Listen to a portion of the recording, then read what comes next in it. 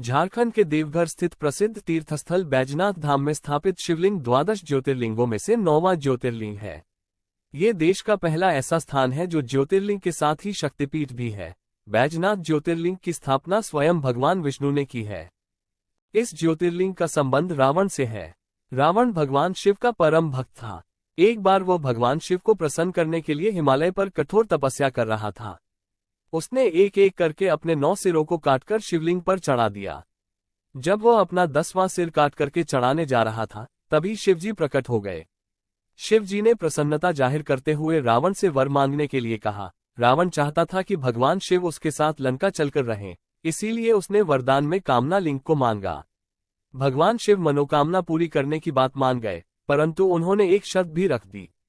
उन्होंने कहा कि अगर तुमने शिवलिंग को कहीं रास्ते में रख दिया तो तुम उसे दोबारा उठा नहीं पाओगे। शिवजी की इस बात को सुनकर सभी देवी देवता चिंतित हो गए। सभी इस समस्या को दूर करने के लिए भगवान विष्णु के पास पहुंच गए।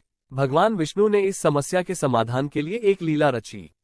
उन्होंने वरुण देव को आचमन करने रावण के पेट में जाने का आदेश दिया। इस वजह से रावण को देवघर के पास लघुशंका लग गई। रावण को समझ नहीं आया क्या करे। तभी उसे बैजू नाम का ग्वाला दिखाई दिया।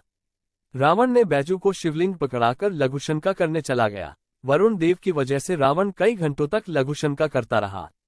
बैजू रूप में भगवान विष्णु ने मौके का फायदा उठाते हुए शिवलिंग वहीं रख दिया। वो शिवलिंग वहीं स्थापित हो गया। इस वजह से इस जगह का नाम बैजनाथ धाम पड़ गया। हालांकि इसे रावणेश्वर धाम के नाम से भी जाना जाता है। बैजनाथ धाम देवघर को हार्थपीठ के नाम से भी जाना जाता है। पौराणिक कथाओं के अनुसार राजा दक्ष ने अपने यज्ञ में भगवान शिव को नहीं आमंत्रित किया। यज्ञ के बारे में पता चला तो देवी सती ने भी जाने की बात कही। शिवजी ने कहा कि बिना निमंत्रण कहीं भी जाना उचित नहीं, लेकिन सती जी ने कहा कि पिता के घर जाने के लिए किसी भी निमंत्रण की आवश्यकता नहीं। शिवजी ने उन्हें कई बार समझाया, लेकिन वो नहीं मानी और अपने पिता के घर चली गई। लेकिन जब वहां उन्होंने अपने पति भोलेनाथ का घोर अपमान देखा तो सहन नहीं कर पाई और यज्ञ कुंड में प्रवेश कर गई। सती की मृत्यु की सूचना पाकर भगवान शिव अत्यंत क्रोधित हुए और वह माता सती के शव को कंधे पर लेकर तांडव करने लगे। देवताओं की प्रार्थना पर आक्रोशित शिव को शांत करने के लिए श्रीहरि अपने सुदर्शन चक्र से सती के मृत शरीर को खंडित करने लगे। सती के अंग जिस जिस स्थान पर गिरे वे स्थान शक्तिपीठ कहलाए। मान्यता है इस स्थान पर देवी सती का हृदय गिरा था। यही वजह है कि इस स्थान को हार्थपीठ के नाम से भी जाना जाता है। इस तरह ये देश का पहला ऐसा स्थान है जहां ज्योतिर्लिंग के साथ ही शक्तिपीठ भी है। इस वजह से इस स्थान की महिमा और भी बढ़ जाती है। भोले सबकी सारी ही मुरादें पूरी करते हैं, बस जातक श्रद्धा से उनका स्मरण कर ले। कामना लिंग की भी ऐसी ही मान्यता है। कहते हैं जिनके विवाह में कोई दिक्कत हो वो अगर यहाँ आकर दर्शन करके शिवजी का जलाभिषेक कर दे तो भोले की कृपा से 1 वर्ष के अंदर ही उनका विवाह संपन्न हो जाता है। वहीं संतान प्राप्ति के लिए भी श्रद्धालु कामना लिंग के दर्शनों के लिए आते हैं। बता दें कि संतान प्राप्ति के लिए भक्तजन अपने स्थान से दंडवत प्रणाम करते हुए कामना लिंग तक पहुंचते हैं।